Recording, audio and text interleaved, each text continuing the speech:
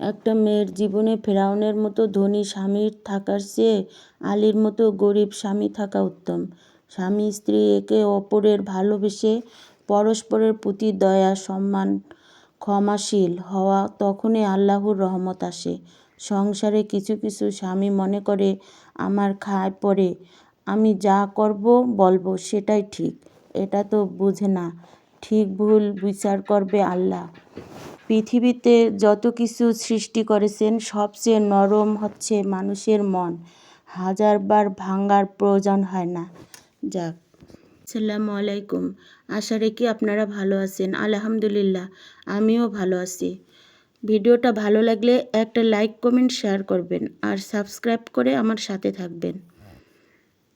এই যে রান্না করলাম ঝিঙনি আলু ভাজি, ডিমের ভর্তা আর মাংস। আপনারা ভালো থাকবেন, আমার জন্য দোয়া করবেন।